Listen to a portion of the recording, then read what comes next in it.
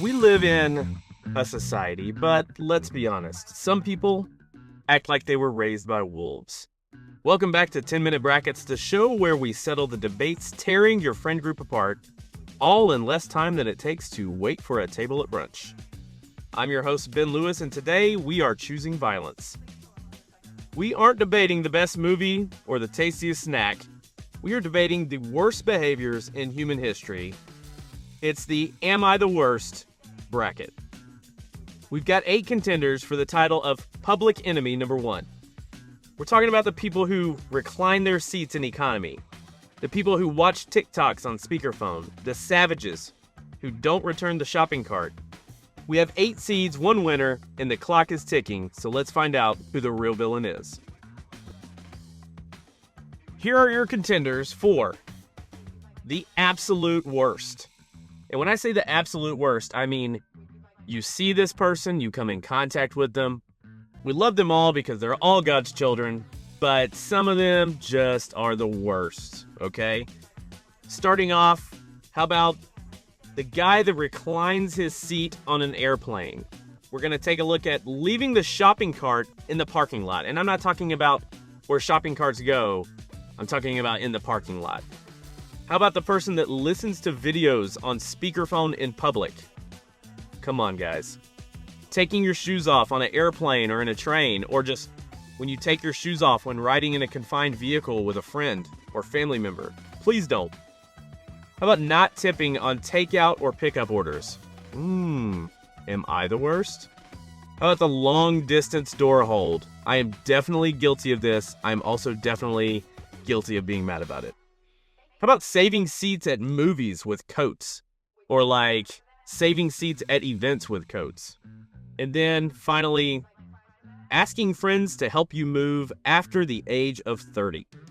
We're going to seed all of these and hash out who is actually the worst person that you can run into. I want to take a minute to tell you a little bit about Cowboy Revolution apparel. Now, obviously, you've seen my cowboy hat on the cover of this podcast. And let's be real, when you hear cowboy, your mind jumps to the hat. The silhouette, the statement, but you're not always out roping cattle, right? You're navigating the concrete jungle, or maybe just a chill Sunday morning, headed to church. That's the gap Cowboy Revolution apparel feels. They're taking that iconic Western spirit and putting it into the clothes you actually live in. Starting with the gear that keeps your head warm and looks sharp, hats and hoodies. Their hoodies aren't just soft, they're substance. They're heavyweight fleece designed with a rugged durability that's rare these days. Think reinforced stitching, metal tip drawstrings that fits you and lets you move. They're built to be your best friend when the temperature drops, whether you're fixing a fence or just hitting the coffee shop. These are the hoodies that get better, not bagged out with every wash. And the hats, we're talking about more than just your standard cap. They've got structured trucker hats with classic Western patches that pay respect to the ranching life. They've got wool caps for that vintage frontier look, and for those who want the full silhouette without the fuss, they offer premium, crushable felt hats that are easy to pack, but demand respect when you wear them. Every stitch, every buckle, every curve is deliberate. You don't have to wear a full Western rig to carry the grit of the West. Just throw in a Cowboy Revolution hoodie or a CR hat and you're good to go. It's about quiet confidence and uncompromising quality from a veteran-owned company. Round 1. All right, let's get into the round 1 matchups.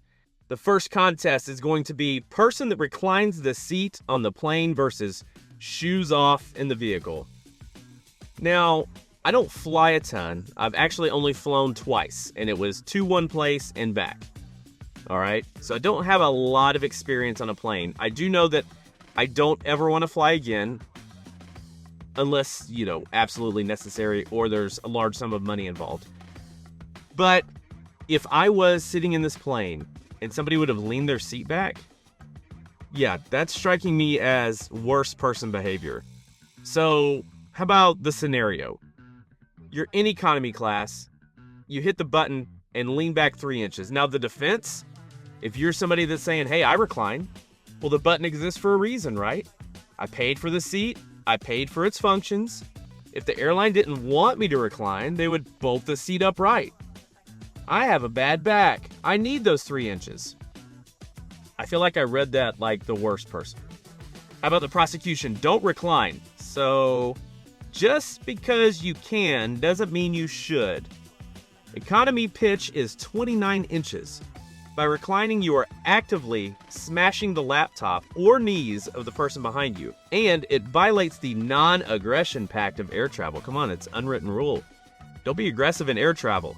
It's already stressful enough. Okay, so that is reclining your seat on an airplane. We're going versus taking your shoes off in a confined space. So the scenario, the socks, or even worse, the bare feet. Somebody just showing their dogs. Come out mid-journey.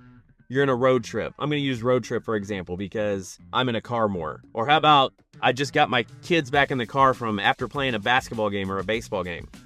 The defense, shoes off. Well, the feet swell at altitude if you're on a plane. It's an 8-hour flight. This is a long car ride. I was wearing cleats. I was wearing basketball shoes. Now I've got slides on. And as long as I have clean socks on, what's the harm? Your feet stink. And they're ugly, and I don't want to see them. I guess those would be my 2 main things. Prosecution, shoes on. We are in a pressurized metal tube with recycled air if you're flying. Your feet smell even if you don't think they do. And it's not your living room. Also, if there's an emergency evacuation, you are useless because you have no shoes on if you never watched Lost. Please, it's on Netflix. Also, you're in my vehicle. If it's the winter and the heat is blowing to the floorboards, it is cooking your foot smell and blowing it all throughout my vehicle. Okay, so we're taking reclining seat versus shoes off, and just based on my own personal beliefs in this matchup, shoes off in a vehicle or plane is moving on to the next round. Okay, here's a polarizing competition. Speakerphone in public versus long distance door hold. One thing I do, one thing I don't do. So let's first off take listening to videos on speakerphone in public. Okay, how about the scenario? Someone watching TikToks or having a FaceTime conversation on the bus, on the waiting room, walking around the aisles of Walmart or Target or TJ Maxx or Ross. I'm just trying to find a good deal, but now I've got to listen to your video or your conversation. The defense, headphones hurt my ears. It's a public space and it's already noisy. If this person was beside me, I'd be talking to them. Why is my conversation different than 2 people talking next to you? Prosecution. 4 headphones. 2 people talking is background noise. A tiny, distorted phone speaker is piercing. It forces everyone to participate in your media consumption, and it is the height of main character syndrome. Come on, this is not your story in everybody else's world. It's only your story in your world. So my thing is this. Maybe somebody's having an interesting conversation, in which case I'm like, crank that volume up. Right? But if you're just watching videos on your phone in the middle of an aisle, please save it. Do it somewhere else. Go to your car. Put on some AirPods, something. Okay, so that's listening to videos on speakerphone, and they're going up against the long distance door hold. Okay, are you this person that feels like there's that weird space in between how far it is to let a door shut? And like as a man, I'm a gentleman, so if I see an older person or a lady, then I'm gonna hold the door open. If it's a guy, I don't feel as bad about it. I'm like, he's a dude too, he can get his own door. The scenario is you hold the door for someone who is still 15 steps away. Okay, so apparently 15 steps is the breaking point. Defense of the holder is, I'm being polite and chivalrous. It's rude to let a door slam in someone's face. I'm just being nice. It's true. Don't let a door slam in somebody's face. What if those 15 steps are quick steps? That's more like 7.5. Okay, prosecution, the victim. You aren't being nice. You're holding me hostage. Now I have to do that awkward jog walk so I don't keep you waiting. You've created a social obligation where there wasn't one. Just let the door close. That sounds like some new age thought about, I don't need no man to hold the door open for me, okay? I don't buy into that. I don't buy into that. People can't be strong but also be the victim at the same time. So keep that in mind, people. And this comes from the defense of somebody that is the long distance door hold. And I will talk to people like if older people are getting out and they're like, oh, it's going to take us a minute because we're old. And I'm like, don't worry about it. I got time, right? I'm still going to buy stuff when I go in. Let me be nice. Let me help you out where I can. I'm always going to err on the side of the long distance door hold. So in this matchup, listening to videos on speakerphone in public is the worst person, and we'll move on to the second round. All right, next matchup is shopping cart left in parking lot versus saving seats or territory with coats and blankets. Okay, I've got an interesting take on this because if you are a person that goes to church conferences, you're really gonna love what I have to say about this. So, shopping carts. Let's start off with shopping carts. So you're the person that leaves the shopping cart in the parking lot. The scenario, you finish loading groceries, and instead of walking it to the corral, you prop it up on the curb next to your car because, hey, if I put 2 wheels up on the curb, at least it's not gonna roll into anybody, and I'm super important. And I'm not being paid to put these shopping carts up. That's for the buggy boy. Yes, I still call them buggies. If you don't, that's what we call them in the South. The defense for leaving it. I have kids in the car and I can't leave them alone. It creates job security for the buggy pushers, and it's raining. The only one that I buy into a little bit is the kid situation, if they're tiny. But also, if that's you, park close to the buggy corral. Or maybe that guy that was holding the door for too long for you earlier is polite to hit the cart on the way in. Maybe he's one of those people. Does that make you feel awkward too? Okay, prosecution, return it. The shopping cart theory is the ultimate litmus test for self-governance. There is no punishment for leaving it and no reward for returning it unless you go to Aldi's and you get your quarter back. Returning it is simply the right thing to do. Leaving it makes you a savage who dings other people's doors, and you're even more savage if you put the quarter in at the Aldi's and then you don't go get your shopping cart back. That is ultimate savagery. Okay, so shopping cart versus seat saving at events or movies. So the scenario in this situation is you walk into a crowded, I'm gonna say, event that doesn't have assigned seating, because now, like when you go to movies, a lot of them have like certain assigned seats. One guy or gal has spread their jacket, scarf, blanket over 3 prime center seats for friends who are getting refreshments, quote unquote. The defense of the saver. We got here early. My group shouldn't be punished because one of us is buying snacks. The system works on a first come, first serve for the group. That is true, but there are limits. Okay? Prosecution. The possession is 9/10 of the law. You cannot reserve prime real estate for ghosts. If the butt isn't in the seat when the lights dim, the seat is forfeited.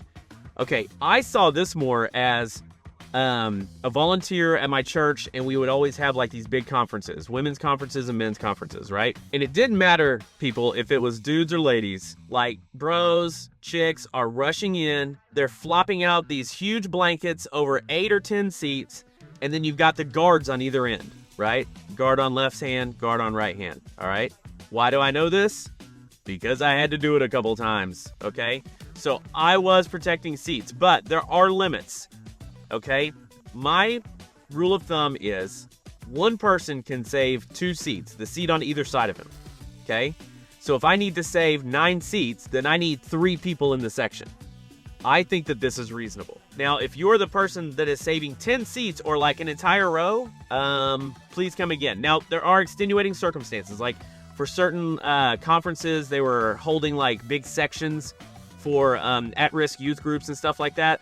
In that case, I will tell everyone, go find another seat. Let's cater to the ones that need to hear this message. But as far as saving like full-on rows for just people that are running late, get out of here. Come on, skip that. So seat savings at events versus leaving the shopping cart. The worst person in this competition is the person that leaves the shopping cart in the parking lot. Come on, get out of here.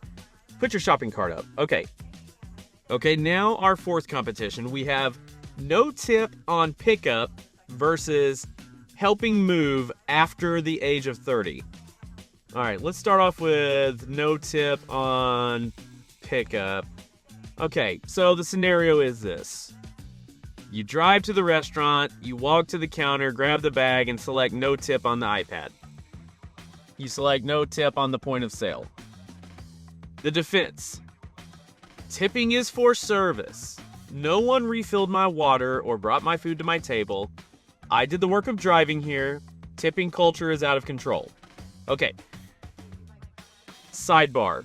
I am in restaurant technology sales in my day job when I'm not making millions of dollars off of my podcasts. So I am aware of this conversation fully, okay? I'll tell you both sides. Some people view pickup order tipping as you didn't do anything for me, so I'm not tipping. But in reality, in most locations, the tips that you tip on a pickup order are going to the cooks, okay? So it's just kind of like a, here, nice work. Also, whenever you tip at a table, a lot of times a percentage of that is going to the cooks and a percentage is going to the server. So it's not always about who filled your drink and who brought you stuff. Sometimes it's about the people that cook the food, which I do get that the argument is their wage is cooked into the price of my meal. So I understand that as well. I understand all avenues of this, okay? The defense is tipping is for service. No one refilled my water or brought my food to my table. So the prosecution would be, you need to tip. The kitchen staff still had to make it, and the host had to package it, check it, and bag it. Often, front of house staff rely on those tips to tip out the kitchen. Just throw $1 in. If you don't want to tip the full 20%, don't tip the full 20%. Maybe tip something. This doesn't make you the worst person in America, in my opinion. Tip culture has gotten a little out of hand, but I also think it's like a part of it, right? So you got to deal with it. COVID really brought it to the forefront with the online orders and things like that whenever you couldn't go in and eat. And it changed tipping in person to tipping for online orders and pickup orders, a more normalized thing. There's a way to handle it without being considered the worst person in America. Okay, so now you're going against, if that's you, you're going against asking friends to help you move after the age of 30. Here's the scenario.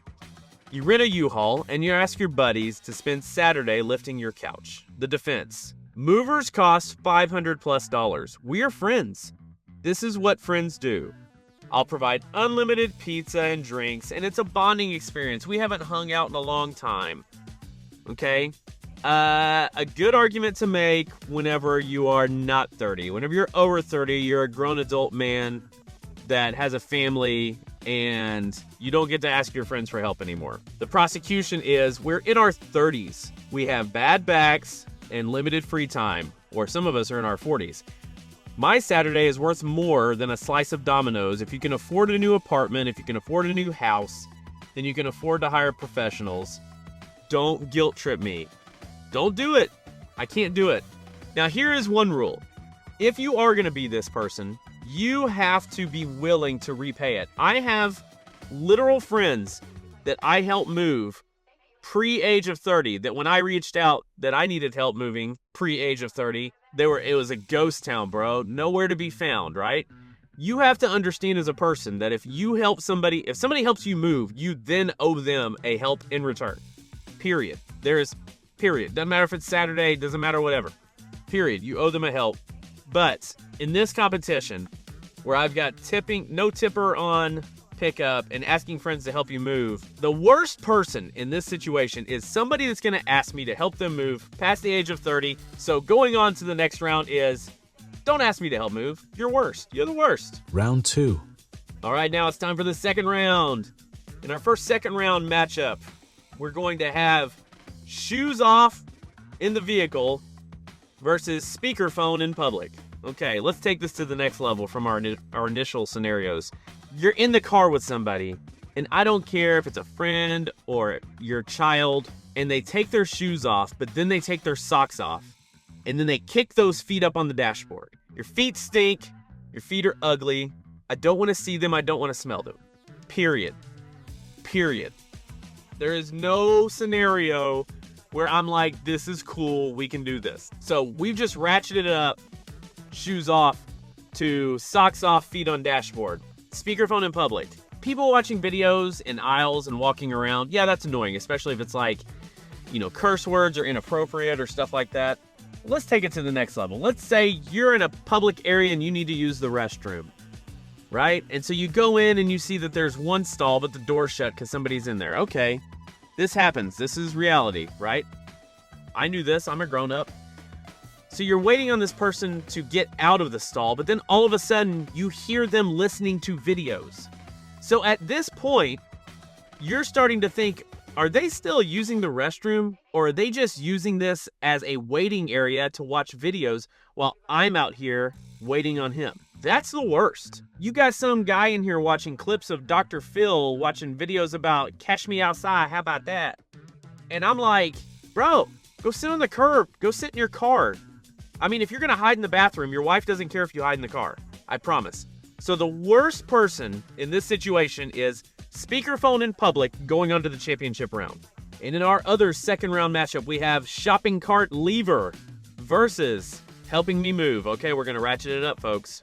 How about the person that leaves the shopping cart in the parking spot, so then you're trying to park in the parking spot, but the shopping cart's there? Or how about the person that leaves the shopping cart, backs out, you see the shopping cart rolling, and then they watch it roll into somebody else's vehicle. And then they just drive off because, like, that's not their responsibility, like the buggy guy should have caught it. Okay? I've seen these things happen. I've actually ran after shopping carts that I see rolling into somebody else's vehicle when someone else left them there, because I'm also the guy that holds the door for past 15 steps. Yes.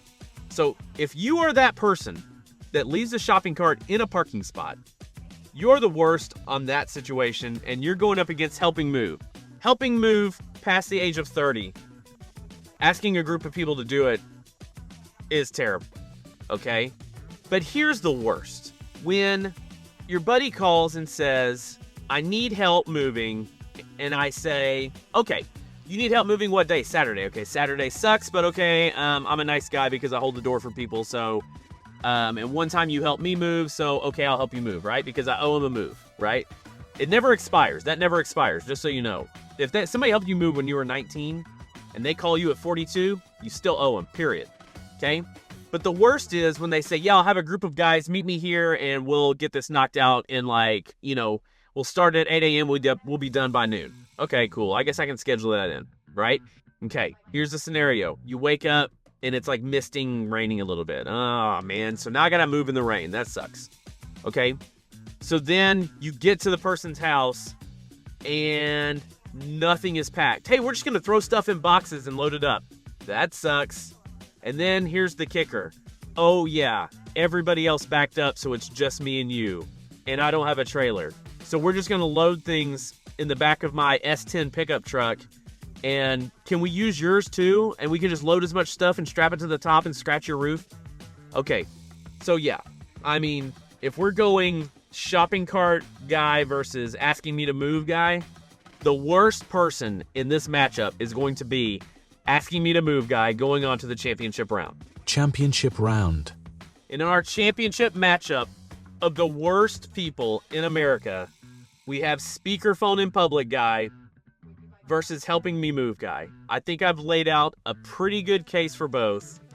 Speakerphone, walking around with your voice calls in the middle of the TJ Maxx is annoying. Watching your videos in the bathroom is worse. Helping you move, I don't want to waste my Saturday doing that. If I wanted to move things around, I got things I can move at my own house. You asked me to show up, nothing's packed, there's nobody here to help, and now I'm going to throw my back out lifting that couch because it has like a hide-a-bed in it, and it's heavy and it sucks. So if I'm going speakerphone in public versus helping somebody move, if I hear somebody on the phone in the bathroom, I can leave the bathroom. If I am by them in an aisle, I can leave that scenario. If I'm helping somebody move, I am trapped for the entire day until that job is done. And then if it doesn't get done, then they want to say like, hey, do you mind coming back and helping me finish this up in the morning? And I'm like, no, because I'm in church. Find somebody else. So your winner or loser, however you want to look at it, of the worst person in America, the absolute worst, is the person that asked you to help them move past the age of 30. They are the worst person. They are the champion of the worst in today's bracket. Okay, the gavel has dropped. The bracket is busted.